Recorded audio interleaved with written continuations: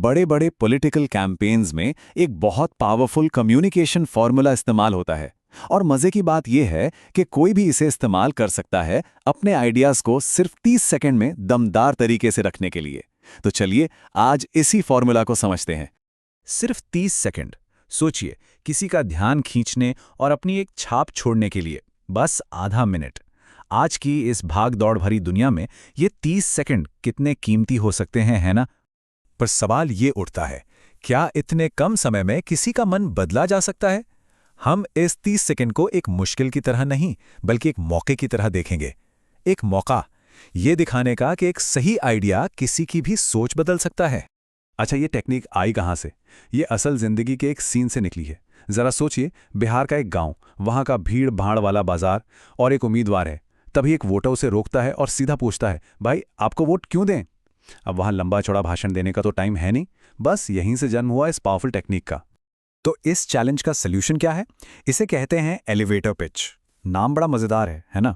ये इस आइडिया से आया है कि अगर किसी को लिफ्ट में ऊपर से नीचे जाने तक के समय में ही अपना पूरा आइडिया समझाना पड़ जाए। मतलब ये कम्युनिकेशन की एक यूनिवर्सल प्रॉब्लम का बहुत ही सिंपल और ब्रिलियंट सॉल्यूशन है। तो एक अच्छी पिच का राज क्या है? देखिए, इसका राज बड़ी बड़ी किताबी बातें करने में नहीं है, बल्कि उन छोटी छोटी रोज की दिक्कतों पर फोकस करने में है जिनसे लोग असल में जूझते हैं। जैसे खराब शासन बोलना तो एक बहुत वेग सी बात हो गई, लेकिन टूटा हुआ हैंडपंप, ये एक असली ठोस प्रॉब्लम है जिसे हर कोई समझता है। तो फिर एलिवेटर पिच को हम एग्जैक्टली क्या कह सकते हैं?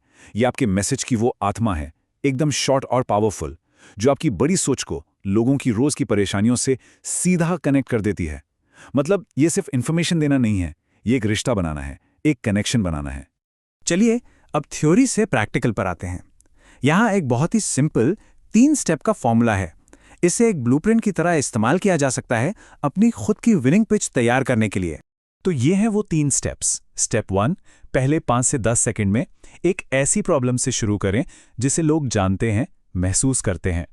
स्टेप 2, अगले 10 से 15 सेकंड में बिल्कुल साफ साफ बताइए कि सॉल्यूशन क्या है, क्या किया जाएगा।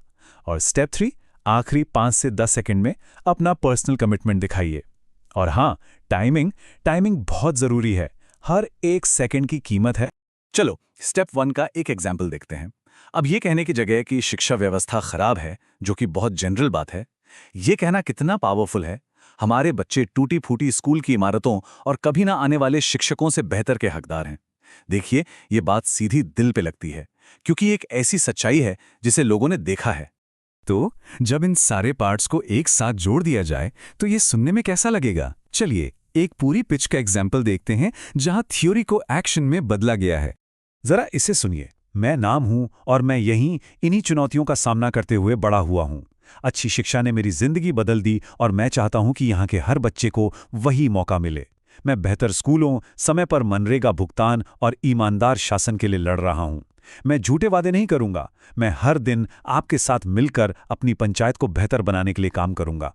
आपका वोट आपकी ताकत है, इसका इस्तेमाल असली बदलाव के लिए करें। देखा, इस पिच में समस्या, समाधान और कमिटमेंट तीनों चीजें कितनी साफ साफ हैं। तो ठीक है, सही शब्द तो मिल गए, लेकिन एक बात याद रखनी होगी, शब्द तो बस आधी लड़ाई है। एक अच्छी पिच और एक शानदार, यादगार पिच के बीच का फर्क डिलीवरी का होता है, मतलब बात को कहने के अंदाज का।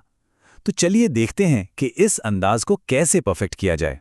इसके लिए 4 सिंपल सी नियम है। पहला, इतनी प्रैक्टिस करें कि ये रटा हुआ न लगे, बिल्कुल नेचुरल लगे, जैसे कोई बातचीत हो रही हो। दूसरा, लोकल बोली का इस्तेमाल करें, इससे विश्वास का एक पुल बनता है। तीसरा, आई कांटेक्ट बनाए रखें, इससे ईमानदारी झलकती है। और आखिर में हमेशा एक क्लियर कॉल टू एक्शन के साथ बात खत्म करें, मतलब लोगों को साफ साफ बताएं कि उनसे क्या करने को कहा जा रहा है। और हाँ, एक सबसे जरूरी बात, ये टेक्निक सिर्फ पॉलिटिक्स के लिए नहीं है। नहीं, ये हर उस आइडिया के लिए है जिसे फटाफट लोगों से कनेक्ट करना है और उन्हें अपनी बात मनवानी है, चाहे वो बिजनेस हो, कोई पर्सनल प्रोजेक्ट हो या किसी भी तरह की वकालत। ये एक यूनिवर्सल स्किल है। तो आखिर में बस एक सवाल सोचने के लिए, अगर कोई अपनी सोच को 30 सेकंड में नहीं समझा सकता, तो क्या वो सोच इतनी सिंपल और क्लियर है कि किसी और के लिए मायने रखेगी? इस पर जरूर सोचिएगा।